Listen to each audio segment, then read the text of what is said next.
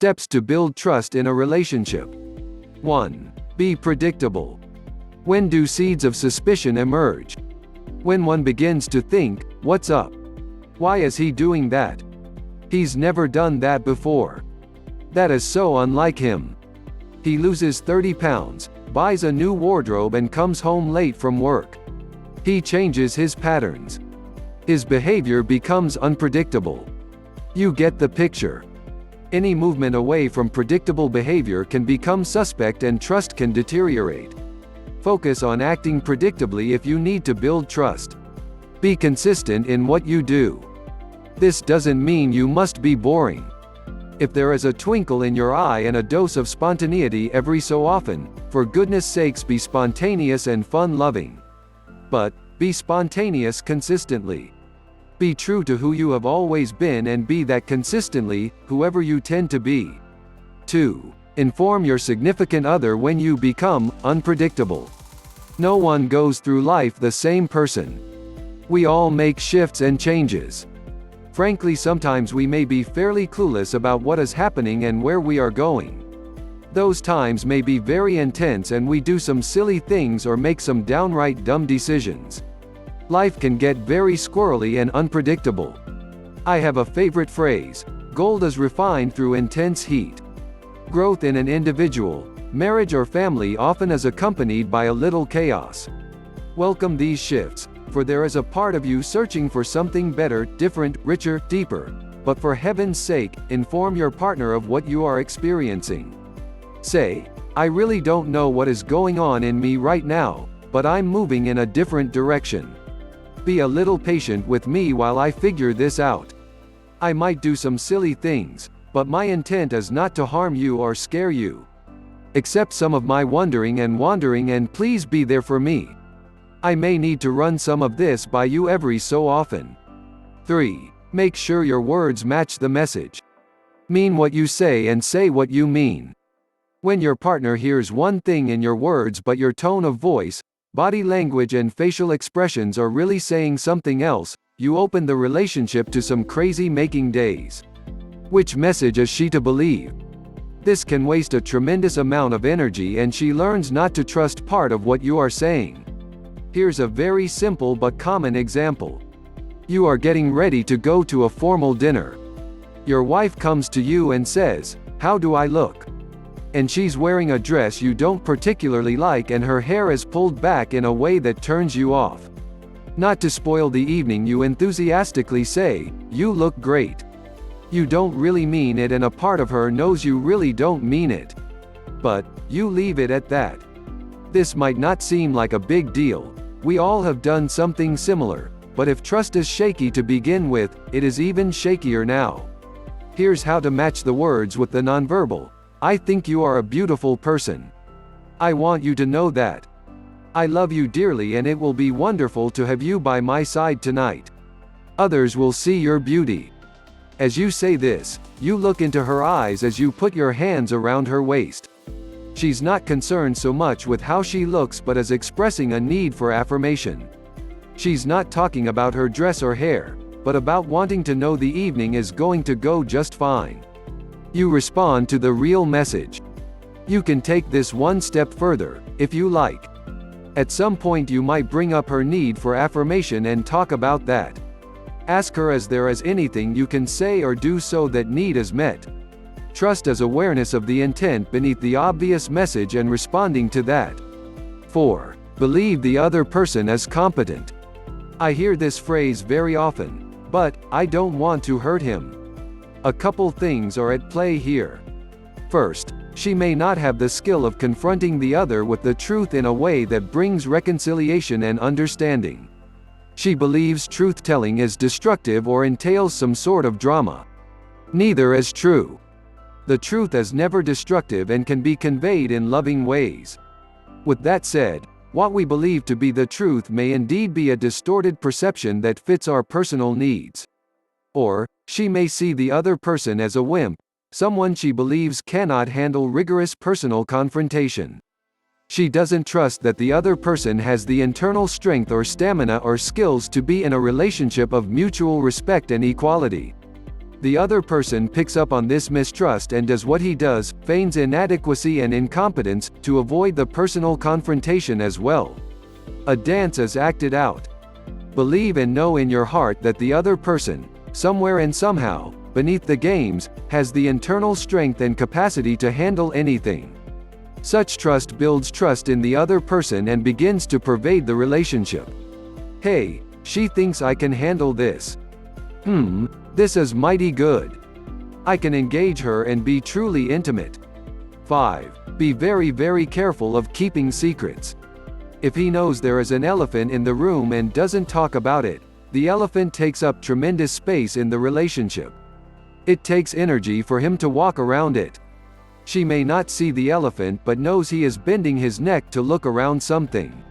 She will be curious, mildly disturbed, have feelings but no words to wrap around them, might wonder if something is wrong with her or struggle with trusting her intuition. Her intuition knows an elephant is there.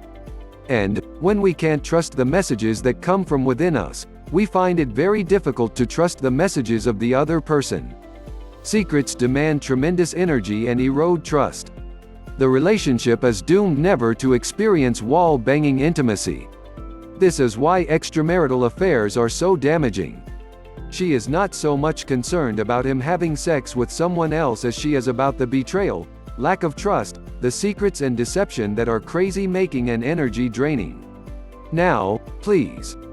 I'm not saying that you sit your partner down and divulge the 23 secrets of your illicit past behaviors.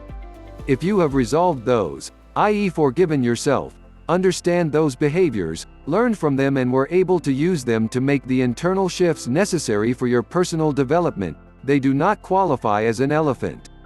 Hopefully, in the course of growing intimacy in your relationship you may want to share some of those events as you disclose to your partner where you were and where you are now.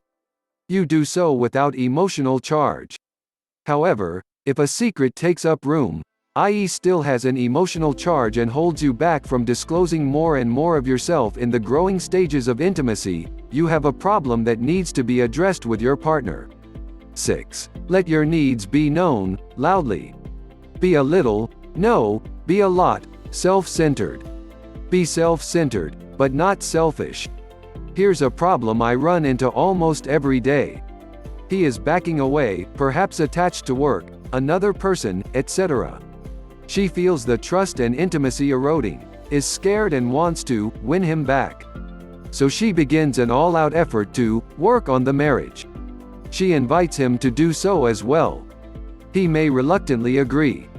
She blasts full throttle ahead trying to be nice and meet every need he ever said he had.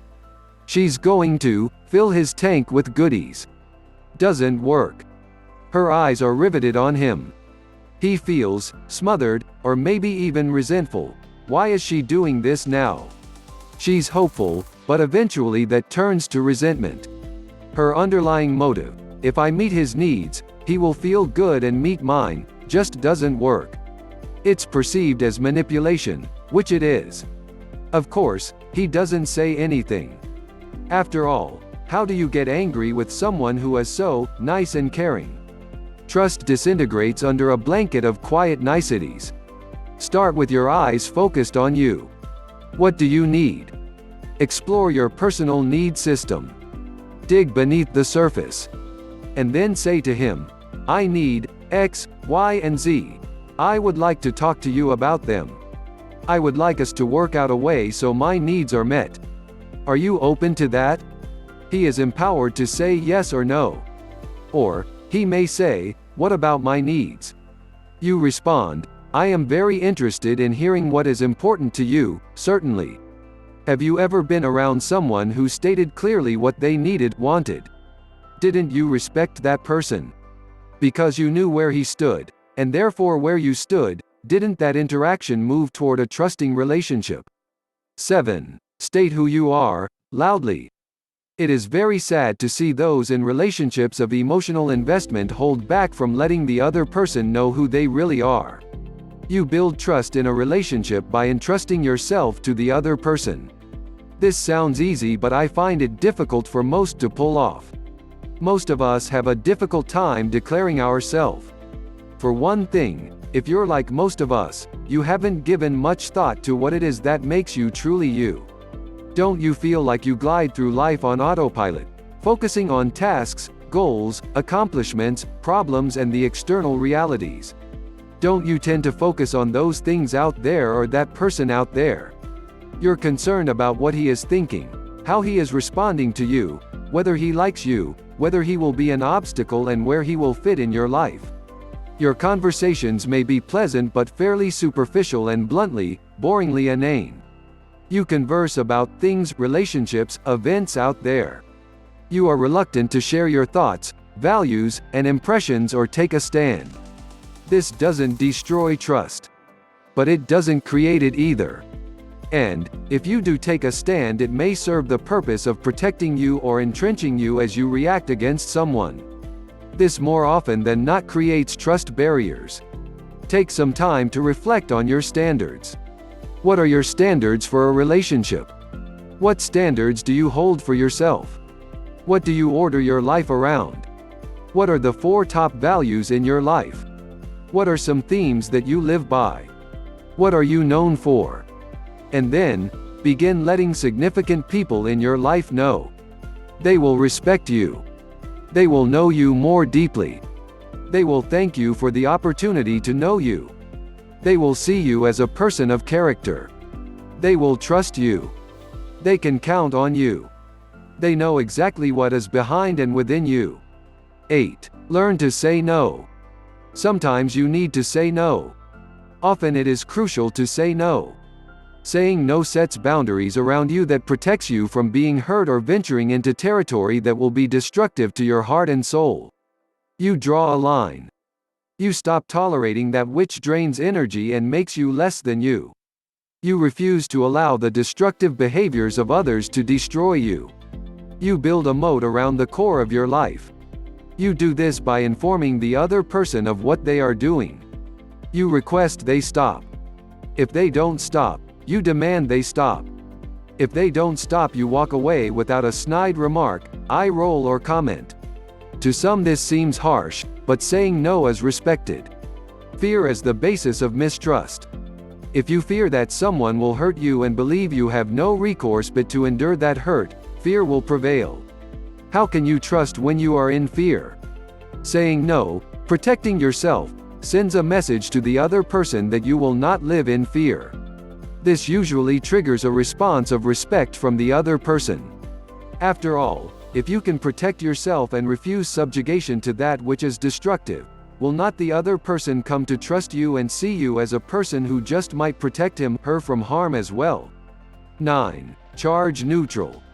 When your significant other expresses something powerfully, charge neutral. Most of us are afraid of strong feelings or points of contention in a relationship. I commonly hear people respond by defending themselves to a perceived attack, explaining themselves, counter-attacking, shutting down, or walking away. Of course, the relationship remains stuck in this quagmire of mistrust and fear. Rather than reacting and having your feelings flowing all over the place or shutting down, practice charging neutral. Communicate calmness, not only in your tone of voice but also in how you carry your body. Don't speak with a charge to your voice. Control your voice. Say what you must say, state the truth, and do it directly and calmly. You can do this once you master your fears. It will dramatically change the flow of the relationship. You will be able to point out something big, without making a big deal out of it. You will be in control of you. This not only feels great, but your partner trusts that you won't fly or fall apart. You will experience your personal power. This makes you very attractive. Don't people really trust someone who knows their personal power and how to use it for the welfare of themselves and others? Your partner will love the fact that she can trust you consistently to operate from your quiet center, remain engaged, not back down, and speak the truth with conviction and calmness. 10. Dig into the dirt. Relationships of emotional investment, by their nature, bring trials, tribulations, fears, chaos, turmoil, change, stretching, and growth. They become the grist from which your life is shaped and formed. Be fearless when faced with turmoil, upset, crisis, questions, and fears. When the time is right, seek them out. Move toward the frightening unknown.